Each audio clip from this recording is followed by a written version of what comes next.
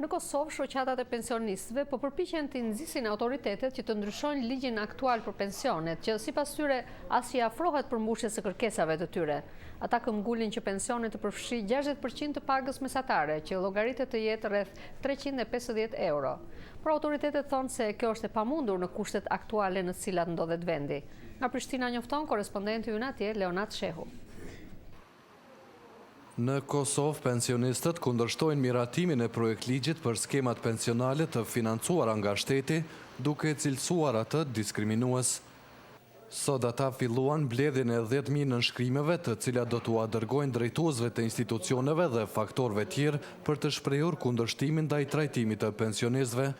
Sipas ligjit, pensionet do të sillen nga 50 deri në 100 euro, që për pensionistët paraqet një situatë të papranueshme. Hamdeta Sholli nga shoqatat e pensionistëve të Kosovës tha se paknatësit kanë të bëjnë edhe me kategorizimin e pensioneve, çështje kjo e përfshirë në njëra nga pikat e ligjit.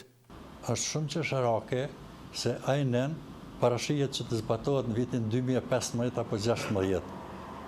Dhe pensionistët invalidor të punës dhe familjarët nuk kanë marrë asnjë qindark nga ajo që kanë punuar që nga viti 1999. Nuk do të fort të krenohemi se e kemi futur atë ligj i cili i ka diskredituar pensionist nga marrëdhënia e punës, po edhe nga pensionistët e moshës të cilët e marrin një sadaka e asë si pension, dhe që është më çuditshme dhe anakronike se në mënyrë uniforme ndahen pensionet.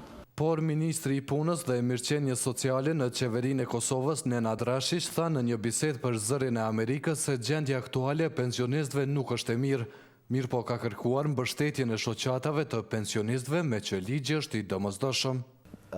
Unë e di që nevojat që keni ju, kjo ligj nuk mund ti përmbushë të gjitha. Por organin tjetër u garantoj se ligji është dinamik, i cili e krijon mundësi që pas 2 viteve që të kemi një kategorizim të pensioneve. Dhe për çdo një kohë të caktuar do të kemi një përmirësim të skemave, përmirësim të benefitave apo rritje të benefitave.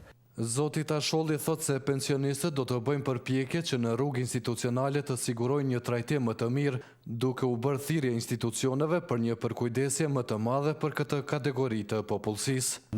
Nuk e di se që motiv do ta kenë ata që vendosin për këtë çështje më të madh se sa që lehtësojnë jetën prindërve të tyre, që lehtësojnë jetën familjarëve dhe të jenë të kënaqur, sepse në përgjithësi 170.000 pensionistë dhe vetëm ta shumëzojmë me numrin 3, del se një numër i madh i popullatës Kosovës është tepër i pakënaqur dhe kur kjo shtresë është e pakënaqur, nuk do të jetë edhe pushteti i kënaqur me deklarata pompoze se kemi bërë shumë për pensionistë.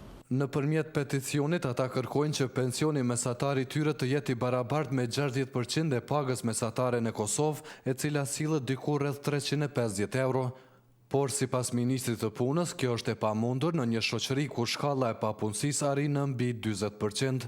Dhe nëse kemi një grup të ndihshme, e cila është njerëz rinj të papunë dhe ne insistojmë që të gjithë mjetet që kemi, të gjithë mjetet eventuale që të investojmë vetëm në pensionet, kjo do të thotë se ne nuk kemi menaxherat mira. Nuk po mendojmë për të ardhmen, nuk po mendojmë për dinamik të vendit, dinamik të zhvillimit të vendit, por nga anën tjetër po mendojmë vetëm për një grup, normalisht dhe unë po them, unë respektoj shumë të gjithë kontributin që kanë dhënë çdo pensionist, por nga anën tjetër ne jemi ai instrument i cili duhet të marrë përgjegjësinë dhe të krijon një balans, të krijon një mundësi për të gjithë.